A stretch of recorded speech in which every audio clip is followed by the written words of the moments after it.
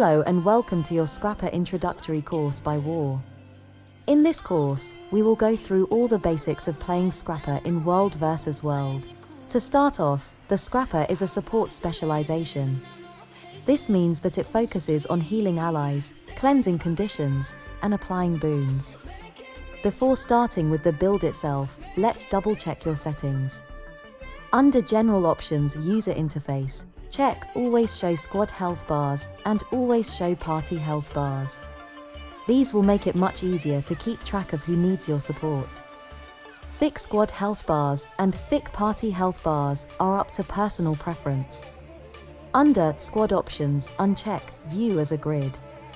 This will allow you to keep track of your allies' boons, conditions and health, enabling a better decision-making and skill management. The build uses Inventions, Alchemy and Scrapper. Inventions provides the following traits. Soothing Detonation that heals nearby allies when using a tool belt skill. Outside of Medkit, a great portion of your healing comes from Medical Dispersion Field, which coupled with your traits and several outgoing healing modifiers, from sigils and consumables, provides enormous and constant ticking heals to allies. Always try to maintain regeneration up, to maximize the effect of Energy Amplifier, as regeneration grants you an additional 250 healing power. In Alchemy, we selected Comeback Cure, which grants regeneration whenever you cleanse a condition. Purity of Purpose, instead of cleansing conditions you grant boons. In Scrapper, Damage Dampener stands out because it allows you to better deal with heavy direct damage. Let's talk about weapon skills and utilities. The utilities are quite straightforward. Bulwark Jaro provides a lightning field and 4 seconds of a strong damage reduction for allies, which redirects some of the damage, approximately 35%, to the caster, while providing a barrier to him. In Severe Spikes, it can be dangerous to the Scrapper. To mitigate that, you can use your Shock Shield to gain even more barrier while pushing into enemies.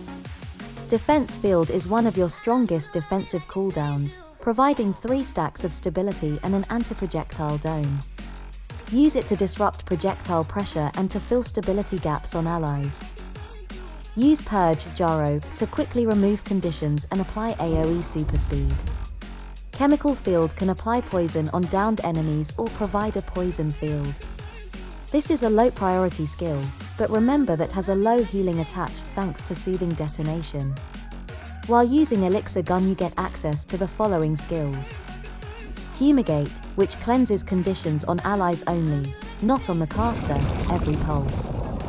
Similar to Firebrand's Mantras, it works as a 450 range conal ability, therefore try to position yourself a little behind to maximize the number of affected allies. Usable to go through shade bombs and sustain during heavy enemy engages.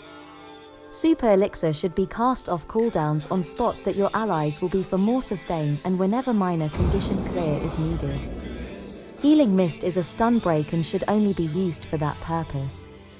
Use Acid Bomb whenever a blast finisher is needed as it synergizes well with Soothing Detonation. You can use your weapon swap key just after casting Acid Bomb to cancel the leap backward while staying in Elixir Gun. While you should avoid staying in Hammer as dealing damage isn't your role, each of the Hammer skills is situationally useful. Use Thunderclap to catch out targets that don't have stability.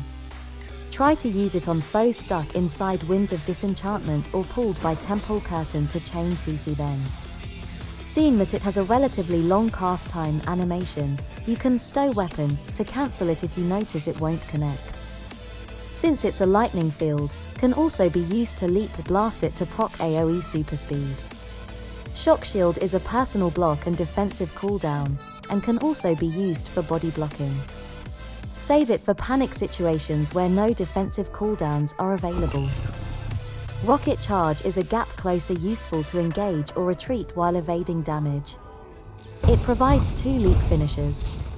You can cancel the aftercast of Rocket Charge by swapping to a kit and going back to the Hammer, using the weapon swap. Very helpful in situations where you want to leap on a lightning field only once without being stuck on the animation for like 3 seconds or landing on a dangerous spot. Finally, Electra well reflects projectiles and should be used to body block projectiles for allies.